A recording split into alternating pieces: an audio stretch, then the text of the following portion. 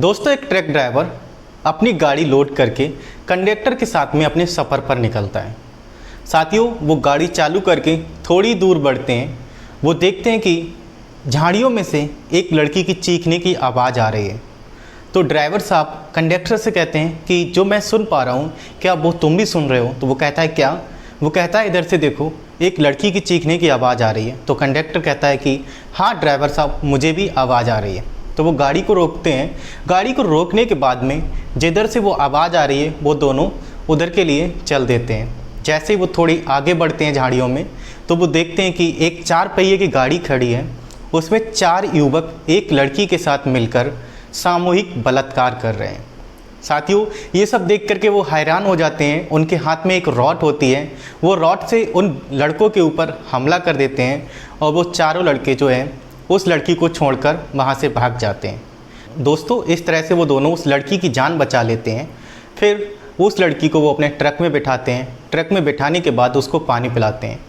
पानी पिलाने के बाद में क्या होता है, ट्रक ड्राइवर जो है उस लड़की से ऐसी मांग करता है कि लड़की उसे सुनकर परेशान हो जाती है। दोस्तों, आप भी सुनेंगे तो आप भी परेशान हो जाएंगे, आखिरकार उस ट्रक ड्राइवर ने ऐसी मांग क्यों की। और आप भी जानना चाहते हैं कि वो मांग क्या थी, तो आप वीडियो के लास्ट तक बने रहिए। और चैनल पे पहली बार है तो प्लीज़ चैनल को सब्सक्राइब कर दें ताकि मेरा हौसला बढ़ता रहे। दोस्तों, एक कहानी है छत्तीसगढ़ की। छत्तीसगढ़ में एक ट्रक ड्राइवर अपनी गाड़ी को लोड करके कंडक्टर के साथ अपने सफ़र पर निकलता है। और जैसे वो थोड़ी आगे बढ़ते हैं तो वो देखते हैं कि झाड़ियों से कुछ चीखने की आवाज़ आ रही है, एक लड़की चीख रही है। तो साथियों, वो ये सब सुनते हैं तो वो अपनी गाड़ी को साइड से लगाते हैं। साइड से लगाने के बाद में जो है वो उतरते हैं गाड़ी से और जहाँ से वो आवाज़ आ रही थी वो उस तरफ बढ़ते हैं। और साथियों, जैसे वो आगे बढ़ते हैं तो वो देखते हैं कि एक 4 पहिए की गाड़ी है जिसमें 4 लड़के एक लड़की के साथ में बलात्कार कर रहे हैं। साथियों, वो लड़की काफ़ी चीख रही होती है, चिल्ला रही होती है, कोई उसकी मदद नहीं करता है। तो वो दोनों उसकी मदद करने के लिए आगे बढ़ते हैं। और जैसे ही आगे बढ़ते हैं तो उनमें से एक लड़का निकल के आता है। वो कहता है कि अगर आपने थोड़ा आगे कदम बढ़ाया तो हम तुम्हारी गोली मार देंगे।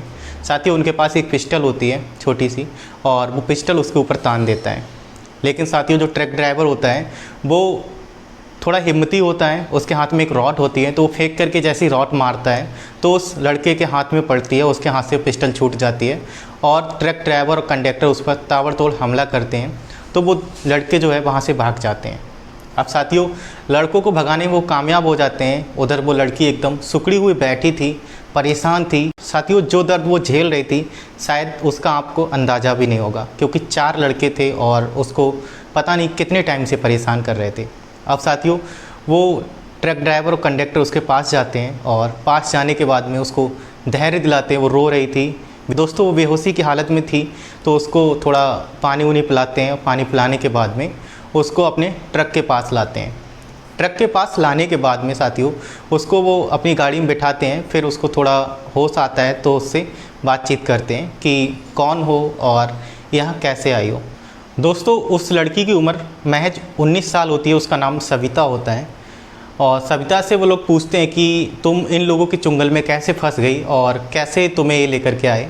तो वो बताती है कि मैं अनाथ आश्रम में रहती हूँ और मैं एक कॉल सेंटर में जॉब करती हूँ और वहाँ से मैं निकल रही थी। मुझे कोई सवारी नहीं मिल रही थी, कोई कन्वेंस नहीं मिल रहा था।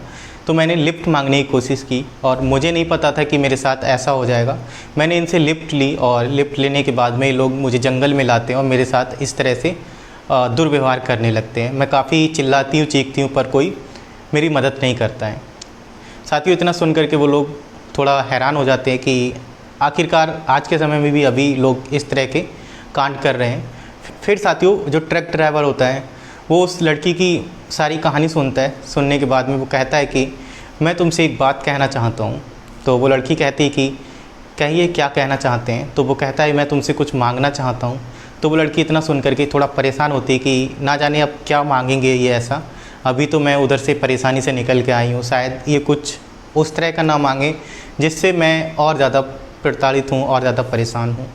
फिर वो ट्रक ड्राइवर कहता है कि मैं तुम्हें अपनी बेटी बनाना चाहता हूँ। तो वो लड़की एकदम सोचने लगती है आखिर ये ऐसा क्यों बोल रहे हैं। साथ ही ट्रक ड्राइवर है, उसकी भी एक छोटी सी कहानी है। उसका एक बहुत बड़ा परिवार होता है, उसकी बीवी, बच्चे और उसके माँ पिता, ये सब लोग होते हैं। एक दिन वो कहीं सफ़र पे जा रहे होते हैं साथियों, और एक भयानक हादसा होता है, एक एक्सीडेंट होता है जिसमें उन सब की मौत हो जाती है। तो साथियों उसके परिवार में अब कोई नहीं होता है, वो अकेले अपना जीवन जी रहा होता है। तब वो उस लड़की से कहता है, सविता से कहता है कि सविता तुम मेरी बेटी बन सकती हो क्या? तो सविता भी कहती है कि हाँ क्यों नहीं, क्योंकि सविता जो है वो अनाथ आश्रम में पली बड़ी है। बचपन से उसे पता नहीं होता है उसके माँ पिता कौन हैं और कभी उसने माँ और पिता का प्यार भी नहीं देखा है। तो साथियों सविता जो है वो उस ट्रक ड्राइवर के साथ उसके घर चली जाती है। घर जाने के बाद में ट्रक ड्राइवर जो है उससे कहता है कि तुम्हें मैं कोई परेशानी नहीं होने दूंगा, तुम मेरी बेटी हो और तुम्हारी शादी मैं अच्छे से करूंगा, तुम्हें जो चाहिए वो चीज़ें मैं तुम्हें ला करके दूंगा।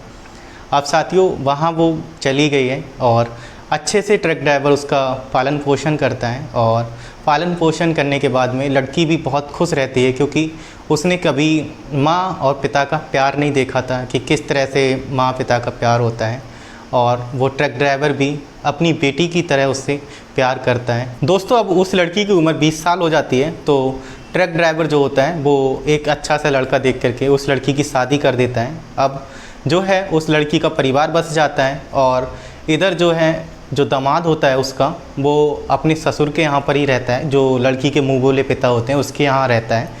तो अब सभी लोग मिलकर के परिवार में रह रहे हैं, अब किसी को कोई परेशानी नहीं है। उधर ट्रक ड्राइवर कमाता है, इधर जो दामाद है वो भी कमाते हैं, तो परिवार अब अच्छे से चल रहा है, कोई समस्या नहीं है।